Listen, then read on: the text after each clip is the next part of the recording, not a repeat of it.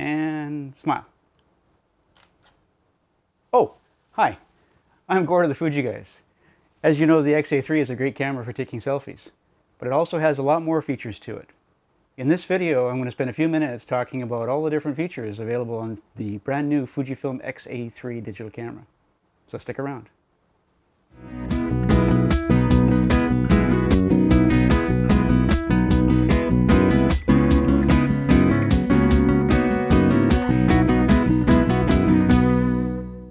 The LCD on the X-A3 flips up 180 degrees.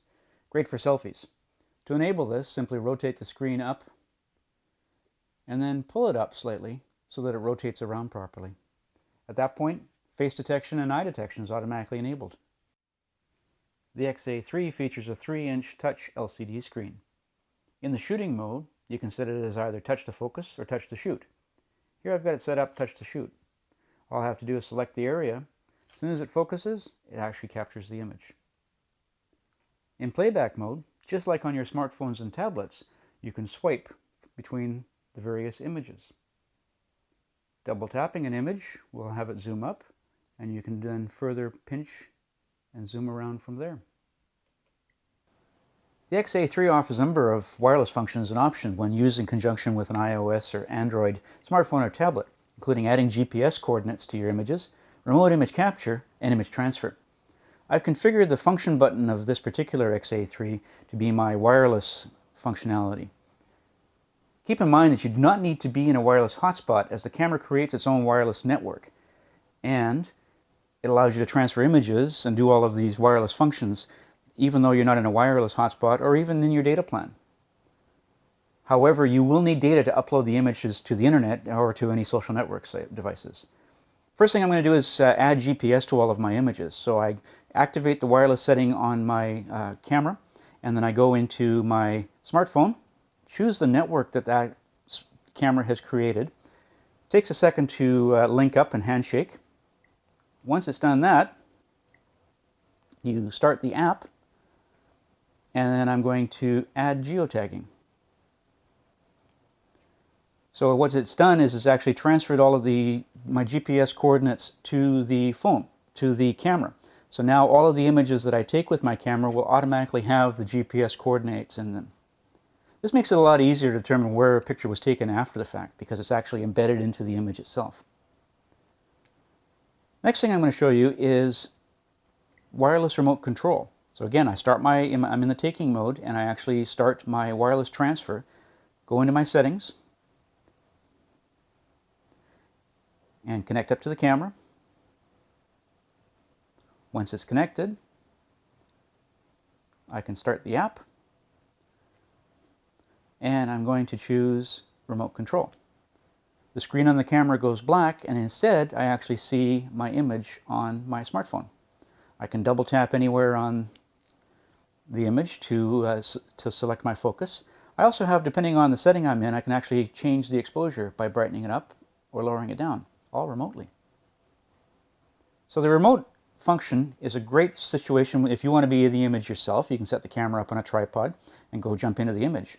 Or if you actually want to have a remote situation, for example, if you're photographing wildlife, you could actually be in a blind somewhere and have the camera set up in plain sight to be able to capture those great images.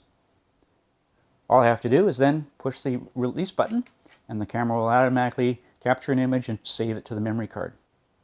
Same thing I can do with movies. All I have to do is toggle over to the movie mode, and I can start recording movies directly onto my memory card.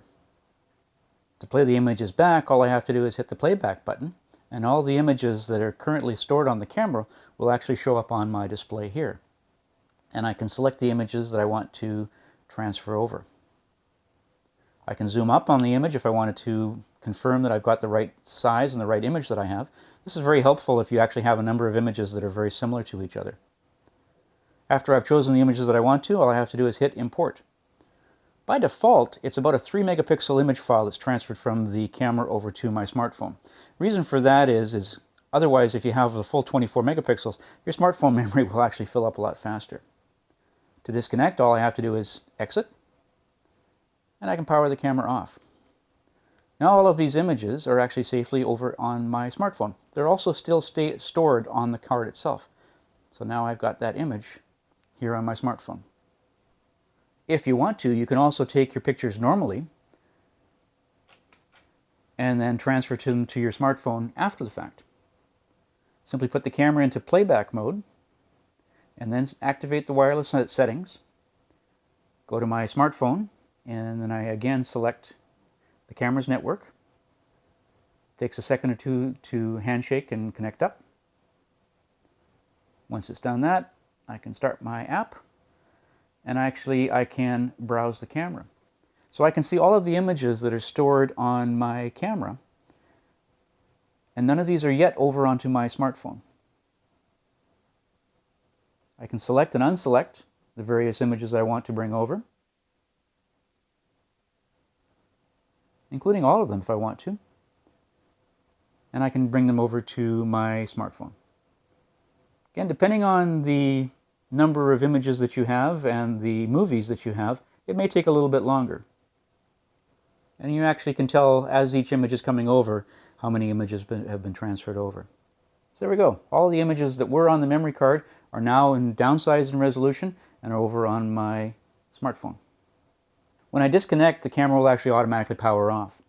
Now all of those images and movies are actually here in my photos. The X-A3 also works with the Instax Share Printer SP1 and SP2. So you can transfer images directly from your X-A3 over to the Instax Share Printer and print out pictures right away. This makes it a lot more fun and be able to share the memory right away.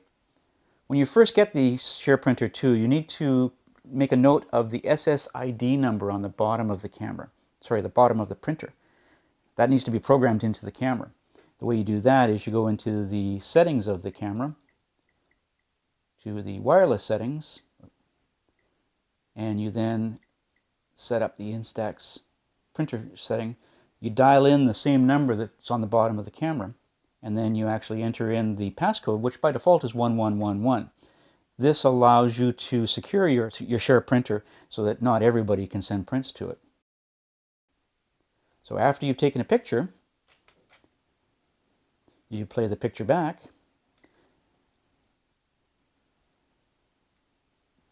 and then in the playback mode, you can actually then choose Instax Printer Print, power the printer on,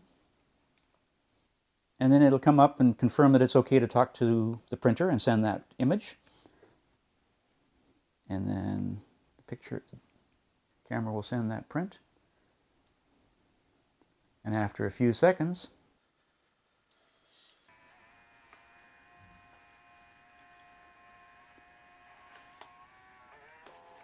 out comes your Instax print. This is just a standard Instax print that takes about 90 seconds to start developing and then about 5 minutes to fully develop. Again, great way to be able to share your pictures right away.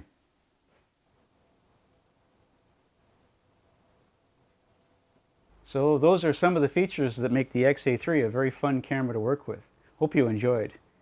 If you have any comments or questions about this video, please feel free to leave them in the comment section down below. You can also subscribe to our YouTube channel and follow us on Twitter @Fuji Guys. Look for us on Facebook and Instagram. Until next time, I'm Gord of the Fuji Guys. Thanks for watching. Okay, now...